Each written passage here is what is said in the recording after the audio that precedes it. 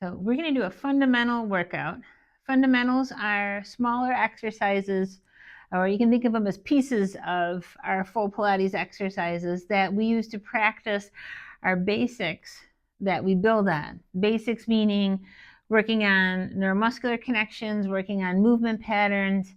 So they are there to help us just focus on these specific parts, and then we take those fundamentals, build on them to make more complex exercises. First one we're going to do today is called clockwork. So you're going to come down to your back. Feet are hip bone width apart. That's as wide apart as where your hip bones stick out in the front. And then if you like, you can put your hands on your abdomen. So we make a diamond shape with the fingers. Thumbs go on the belly button. Fingers point down towards the feet. Rest the hands on the abdomen. That way you can feel what your pelvis is doing. So we're picturing a clock on the abdomen. Your belly button is noon, bottom of the torso is 6 on the clock, and your tailbone, which is roughly in the middle, is going to be our hand on the clock. You're going to tuck under, roll your tailbone up towards noon on your clock. So roll it up towards your belly button. Roll the tailbone down towards 6 on your clock. So that's the bottom of your torso. So tuck under, roll up, and roll down. Keep your abdominal muscles pulled in to whatever degree you can the whole time. So as you're doing this, you may feel your lower abdominals because this helps us to get into there. You may feel your glutes kicking in. This also teaches your brain what a rounded position looks like or feels like on the bottom half of your body, so on your pelvis. All right, this is also a nice one to do in the morning if you're a little stiff getting up in the morning because it loosens up your lower back and your upper hips. All right, so our next fundamental, we're going to bring our legs and feet together. Arms are on the mat at your side, and we're going to do what's called knee sways. Pulling your abs in, we're going to keep our upper torso on the mat. So that means your upper back, your shoulder blades stay put. Keeping the abs, again, pulled in. We're going to take both knees toward one side. You're letting the hips roll with the legs. Go as far as you can with the upper back staying put on the mat. And then we'll work our way up through the middle and back to the other side. Breathing is helpful with this. We're going to inhale as you go towards one side. And then exhale as you come up through the middle. And then we'll go to the other side. And we talk about moving from the waist. That's what we're practicing here. You've got the abdominals engaged. And that is keeping your top half still while the bottom half moves. All right, so with these guys, we're going to do anywhere from 3 to 8, whatever you feel like, basically. So 3 to 8 is great. With your clockwork before this, anywhere from 5 to 8 is terrific on that one. This is also a nice one to do in the morning if you're feeling real stiff. Okay, next one, curl up. This is all about learning how to curl your head, neck, and shoulders up. We are going to reach your arms long at your side. So notice they're off the mat. I'm following the seam in my shirt. I'm going to take my shoulders and bring them down into my side. So optimally, I'd like to feel the muscles around the side of my ribs. If you can't feel those, just keep trying because eventually you'll get into those connections. I'm going to reach through my fingertips. Now, if you have neck issues, don't do this with the arms. If you've got neck issues, you're going to put your hands at the base of your skull instead. So if you have neck issues, hands are back here for support. And then you are going to curl the head up and gently curl the head, neck, and shoulders up with your hands staying attached to your head and the elbows wide so you have support. So again, if you have neck issues, this is what you're doing. If you do not have neck issues, again, we go back to reaching our arms long, shoulders are down on our side. Nod your head and curl your head, neck, and shoulders up. I'm going to look towards my own hips, and I'm going to hang out here for 2 or 3 breaths. And then I'll work my way down one bone at a time. And we'll do that again. So we nod the head, curl on up. Again, holds for 2 to 3 breaths. I like to have clients do 2 or 3 of these. And we work our way back down. The work should mostly be in the rib connection here. Rib connection being where your abdominals connect in.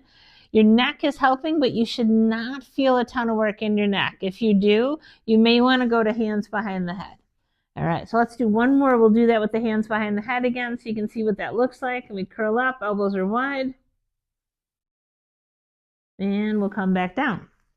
All right, your next fundamental. Arms on the mat, abs pulled in. I'm going to give you a little building block. So our next one is called knee folds, and it involves bringing the legs up and moving the legs up above the hips. A building block for this, keep your abdominal muscles zipped up, and then you want to bring one knee up over your hips. And your challenge is using those ab connections. We're keeping our pelvis still while you move the leg. And then we're going to bring that leg down and just tap the mat, bring it back up. The entire time you've got this buttoned up. And I would do 5 of these on one side.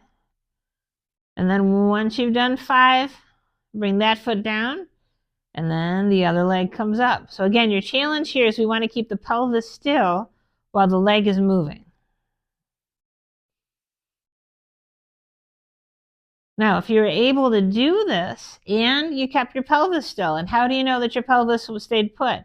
If your back stayed where it's supposed to be, if it did not lift off the mat, then it sounds like you did a good job at that point in keeping your pelvis still. So engaging those abdominal muscles, let's take it one step further. This is the full knee folds exercise. Bring one knee up. You got to really pull in, bring the other one up. So we're in what we call tabletop. That's 90 degrees at the hip, 90 degrees at the knee. Lower one leg part way, bring it back up, send the other one down, bring it back up. When you start out with this, you keep one leg still while you move the other one. As you progress, you can get to where you're running the legs past each other. And if you notice, I've got my abs engaged, my pelvis is still. All right, when you bring them down, bring one foot down and then the other. All right, our next fundamental is what's called rib cage arms. Technically, we start straight up to the ceiling. If you're new to this, I like to have you start with the arms at your side.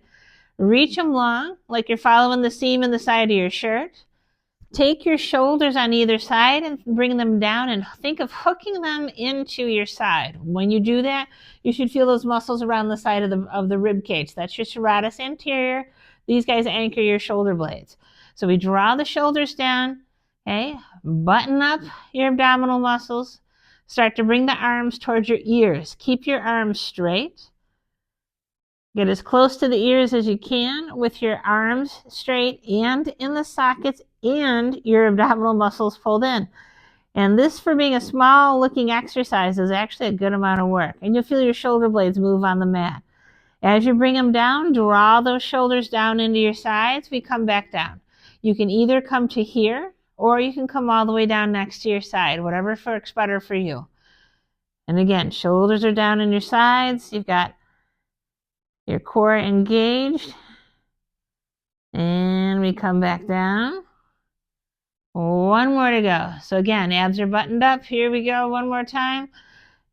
When you're doing this on your own, do at least 3. Maybe you want to do 5 to 8. That's great to do.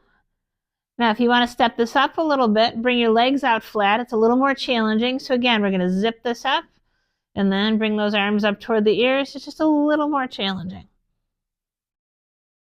And we bring them back down. All right. And then we have one more fundamental today. So again, we zip up our abdominal muscles. Feet are going to start hip width apart. This one's called tracking. This is all about keeping your pelvis still using your abdominal muscles.